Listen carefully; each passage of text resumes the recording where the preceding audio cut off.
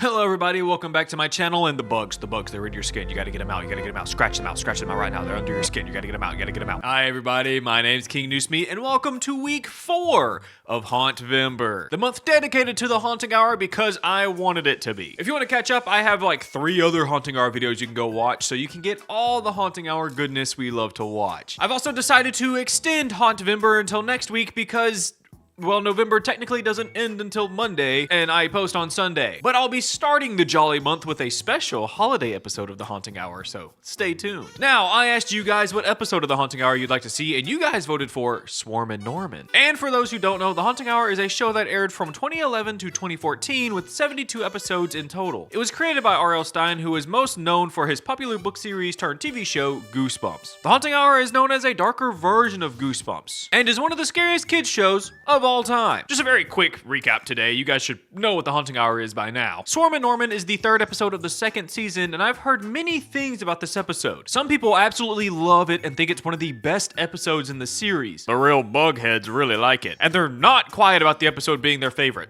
Trust me. But I've also seen that some people absolutely hate this episode with a burning passion. One dude even begged me to not talk about it because he found the kids so annoying, and since he asked me so kindly, I guess I could talk about another episode. Today we're taking a look at the episode Perfect Brother instead. Perfect Brother is the 20th episode of the 1st season and is one of the most underrated— no, I'm just joking, obviously. I must follow democracy. It's just funny how an episode about a nerdy kid studying insects as they somehow take over the world can be so divisive.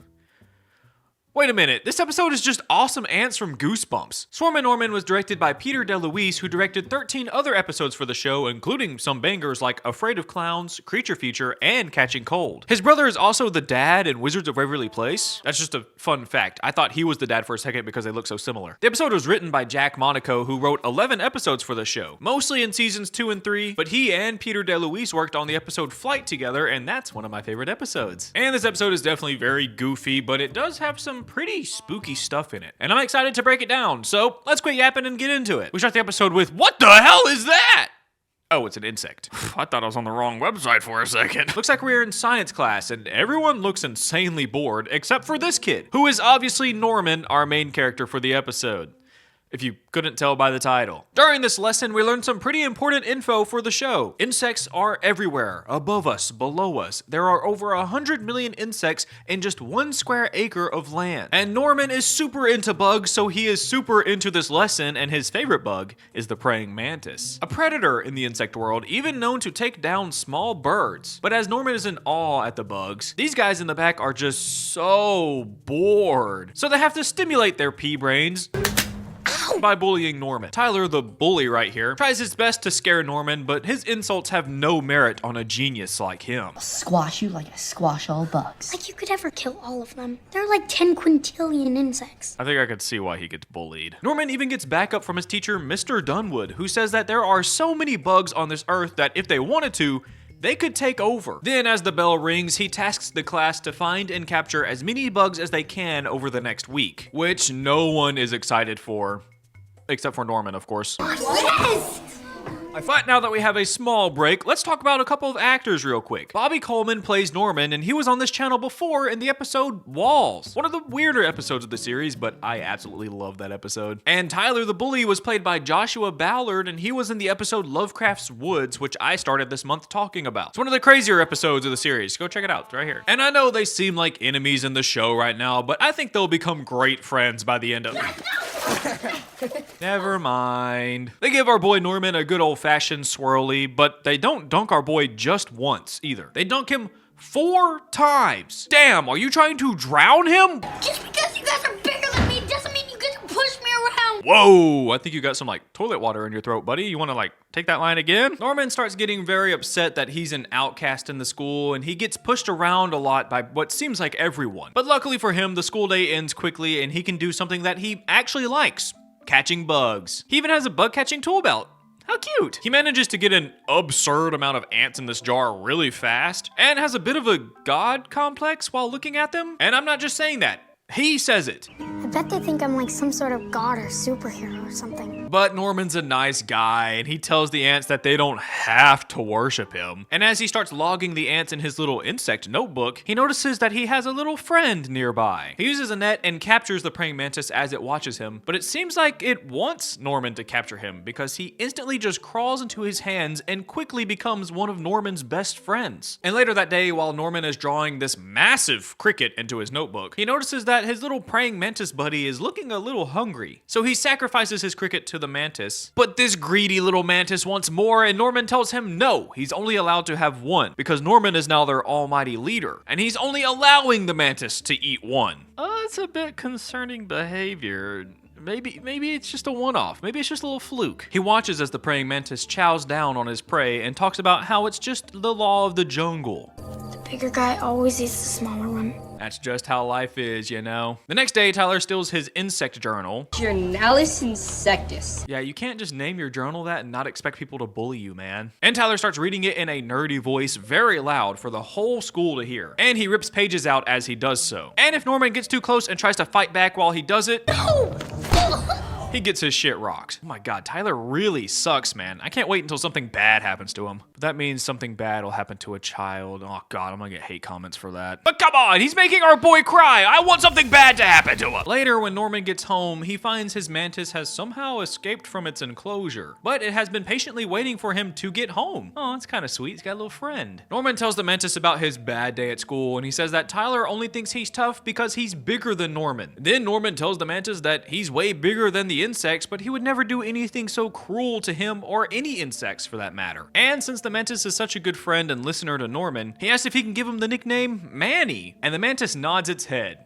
So I guess that's a yes. Did the mantis just nod its head? Norman doesn't believe what he saw, so he decides to test Manny's listening skills by telling him to go to the branch, which Manny does instantly and absolutely shocks Norman. So he tries again, but this time he tries to see if every insect listens to him. So he tells Manny to go to his hand and the rest of the bugs to head to their enclosures. And surprisingly, it worked. Norman is like the bug bender or something. Norman is absolutely stoked to discover that he is actually the master of all insects. It's a crazy thing to just discover about yourself. So the next day at school, he walks in with a new aura surrounding him. He's super confident and ready to tackle the day. That is until... Wedgie time!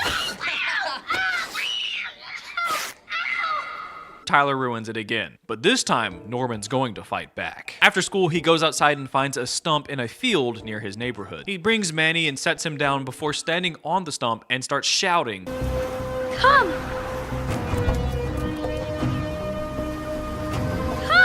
He has a Bruce Almighty moment where he stands tall as the wind blows all around him and every insect in the area makes their way into his bag. Or that's what they want you to believe. Kinda looks like a psycho standing on a stump because the bugs are just so tiny, you can't see them on camera. Come to me, my little insectoids! Look at them! They're coming! I mean, you have to trust me. You have to trust me. They're coming. I can see them. They're all coming. I promise. And the next day at school, Norman doesn't give Tyler the chance to bully him. He follows Tyler into the bathroom, and with Manny's help, they release hundreds of cockroaches on him while he takes a dookie. And Tyler is so scared, he can't do anything but cry for help as Norman stands over him, laughing and taunting him. But like always, Norman is a kind guy, and he doesn't make Tyler suffer for long. All he wanted was for Tyler to know who's boss. So he forces him to give himself a wedgie. It's kind of a strange request, but it's funny, so I'll let it slide. All this power is making Norman feel really good. So he threatens Tyler. He says that he is not allowed to mess with him anymore because if he does, Norman will crush Tyler like a bug. And then Norman does the unthinkable. He crushes one of the cockroaches and laughs maniacally as he does. Something he promised Manny he would never do. Manny stares at Norman with anger in his eyes, I think, as the scene of Norman stomping on his friends replays over and over in his insect head. We got to later that day and Norman is on top of the world, but he does have a different demeanor this time. He walks as if he's more important than everyone. Like he's in control. And later in class, we have a nice little fun fact here. He learns about the strategies of Stonewall Jackson, who was a Confederate general who is known for outsmarting and outmaneuvering an army of 60,000 men, with his smaller army of 17,000 men. Very similar to how Norman uses a small army of bugs to get payback. And it might also be a reference to something else that happens later in the episode, but I'll get back to that. But as the teacher yaps about Stonewall Jackson, Norman can't help but feel like he's being watched. But he doesn't know who who's watching him.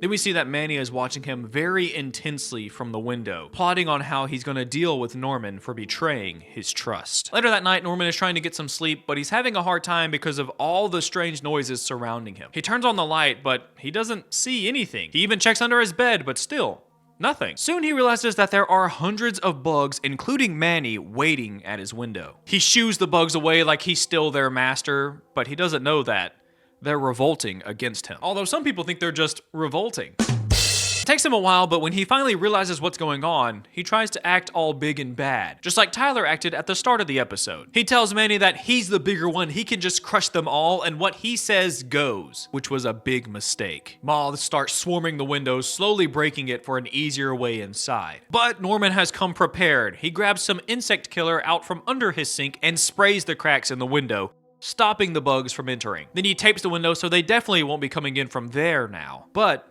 there are other ways of getting into the house. Bugs flood the walls and vents in the house, as Norman tries his best to secure his whole room quickly, which he surprisingly is successful at. But then he realizes he still has some bugs in enclosures around the room. Bugs that could help them in their revolution. So he decides to get rid of all of them by flushing them all down the toilet and overly taping the lid shut. What if you have to poop, man? You wanna do it in the sink? There's a lot of poop jokes in this video. It's like the third one. But now there's no possible way for Manny or his cockroach minions to get inside, so Norman can finally get a good night's sleep. Or at least he thought he secured the room. But just one cord coming from the wall gives the bugs just enough room to squeeze through. And as he's sleeping peacefully, they sneak their way into his room and cover his entire body, pinning him down to the bed where he can't escape. We watch Norman's shadow struggle as Manny watches in excitement, and a narrator says, "Insects are all around us, above us, beneath us. The bugs outnumber us by a factor of trillions. There is no way to stop them. If it's us versus them, we surely don't stand a chance." As Manny cheers to his victory over Norman. And that's the end of the episode. Did they kill Norman? Did the bugs kill Norman? That wasn't very clear because it's a bug. Did they kill a kid at the end of this episode? I'm just gonna guess they did. Imagine being eaten alive by bugs. That would be insane. But God, Norman turned into a psychopath so fast in this episode. I figured he would just get revenge on Tyler for being such a dickhead at the beginning, but I didn't think the power would just go to his head so quickly. Like, bro had an incredible power. He could literally take over the world if he wanted to with these bugs and be the ruler of everything. But you got a bit too cocky with a few hundred cockroaches and you ruined your chances. You could have been one of the greats. They would have talked about you in history books. On a serious note, I know some people absolutely hate this episode and some people absolutely love this episode. And I find the episode to be very it's okay. It definitely has its moments where it's interesting and fun, and it can be a little spooky, especially if you're afraid of bugs. But I feel like they want you to use your imagination for a majority of the episode. They don't really show you a lot of what's going on. They'll just show you fast clips of bugs. Kind of like the episode Pool Shark, where they just used a lot of stock footage of sharks. They just used a lot of stock footage of insects running around and doing their thing, and they wanted you to fill in the spaces. Which I understand with the low budget show, you kind of have to do things like that sometimes. It just takes me out of the episode every time it does that for a second. Like, I understand what they're trying to convey, and I understand why they needed to do that, but I feel like it doesn't really help. I also think it's really funny whenever he's summoning all the bugs to his backpack on the stump, and then we just see an empty field. Like, you could have done something to indicate there's a bunch of bugs rushing towards his bag. The teacher said there's over 100 million bugs per square acre or something, so surely you're able to see all of them when they're all grouped up. Hell, even the Awesome Ants Goosebumps episode, they had something to indicate that there were a bunch of ants in one area.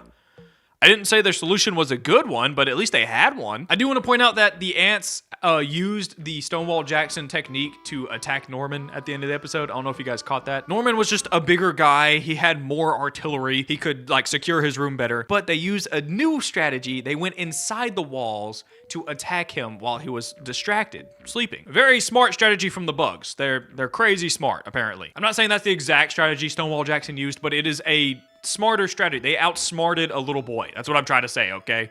Stop typing your hate comment. Back up your hate comment. I see you writing that hate comment. Back it up. I also hate that they made Norman so evil towards the end of the episode. I think it would have been more interesting if they decided to go the route where he's using the bugs against his enemies, and then maybe he even takes over the school so that he's no longer the little guy getting picked on all the time. But nope, bro just like fumbled the bag that quickly.